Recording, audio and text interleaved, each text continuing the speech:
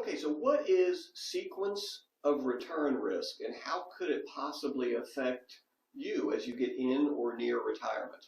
Chase, Well, boy, that's a great question, Dave. And unfortunately, a lot of folks that we meet with, they've actually never even heard of sequence of return risk. It isn't, but I think the reason we wanted to talk about it, and we talked about this before we started the YouTube, sequence of return risk is a great example of a risk most people don't even know exists, much less know that it is either affecting them right now, right, or it has the potential to affect them in or near retirement.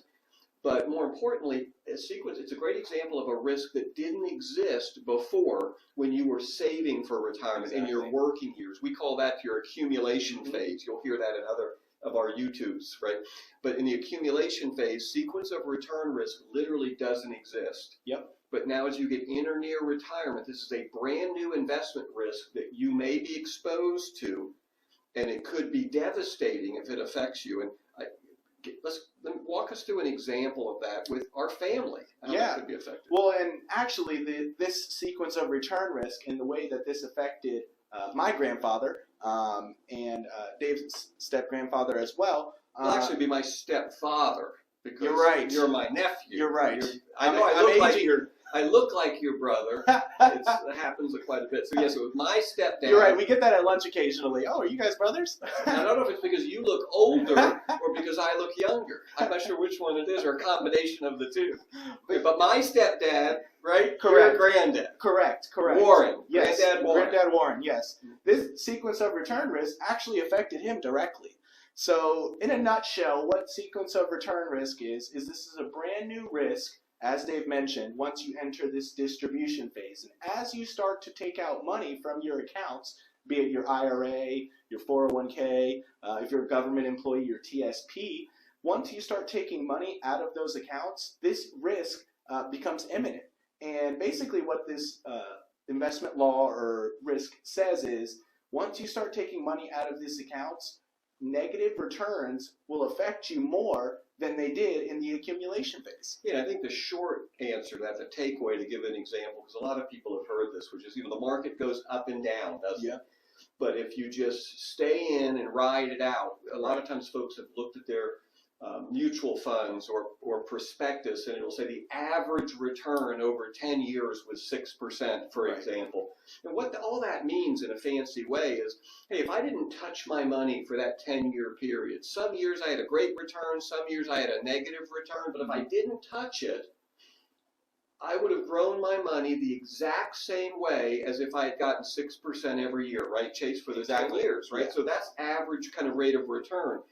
And that is absolutely true if you're never touching your money. So the short answer, I would say, is sequence of return risk says when you start withdrawing money, in retirement in particular, but withdrawing money, that average rate of return, that no longer holds up. That math doesn't work anymore. And two people could have two separate portfolios. They could both average 6% average annual return over 10 years. And if they're both taking money out, one of them could have money at the end of 10 years, and one of them could have gone broke. Yeah, and really the best example that I can give, going back to my grandfather Warren, is really when he needed to start taking money out of those accounts was really the worst possible time it could have happened, back in the 2008 financial crisis. And what ended up happening is he had enough money at that juncture to retire and pull money out of his accounts and live the life that he wanted to live. But that major market correction in those few years of his retirement really affected how much money he was able to take out of those accounts. Right. So imagine if you had $500,000 and you were expecting it to grow at 5% a year. You say, well, that's great. At 5%, that's what, $25,000 a year I could live off of. But that's not how it works in the real world. Some years you might get an 8% return. Some years, you may have lost 50%. And that's what happened to Warren. It's right before he needed the money, the market crashed. His account dropped by 50%, and now, because of the death of my mom, your grandma, he had to start taking money out at the worst possible time. And that's the key with sequence of return risk, is you don't know what life's going to throw you, what curveballs. And if you've got to take money out right after a market correction, sequence of return risk says you could possibly run out of money much sooner than you think you could. Yep. Very different than this idea that I'm just going to get a flat return every year. That's not how the market actually works. So sequence of return risk can affect you as soon as you get to the point where you're about to. And you don't want to wait till you start turning your money on for income.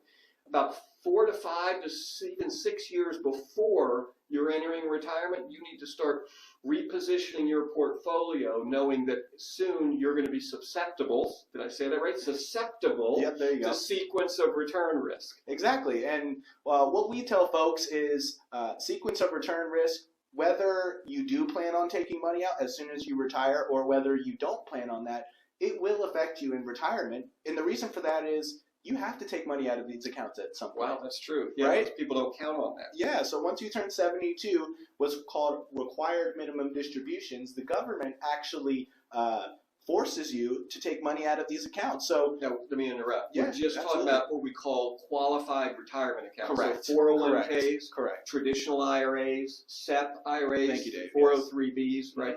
You're right. You have to take money. It starts around 4% roughly, but you don't have to spend the money. Yep. But you've got to take it out, pay your taxes, and then you can invest. You can't put it back in the 401k, right? But you've got to take that money out, and if the market's down, you've got to take the same amount out, whether the market's up or down at the time of your withdrawal. So now you are, like it or not, susceptible to this new sequence of return risk.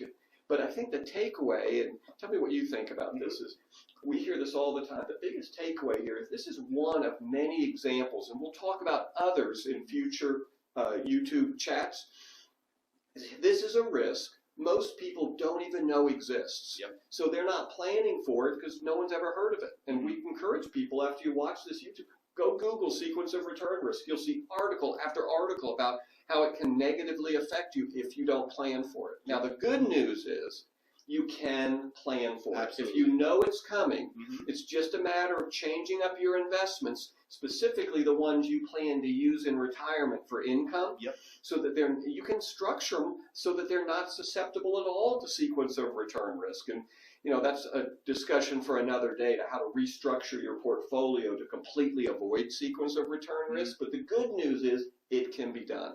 So I think did we cover it? Did I miss anything? I think so. Really, to your point, Dave, the big takeaway is these risks, as you approach retirement, are there. And we just need to acknowledge them and figure out a solution as to how to deal with them. Yeah, I think another big point would be my points that I made were probably better than your points. But if you had I don't know if we're counting, but I think I had better points than you, would you say? I think so. I think for doing win-losses, you might have got that one there, Dave. Anyway, listen, it's great to have this time. If this was enjoyable to you, hit like.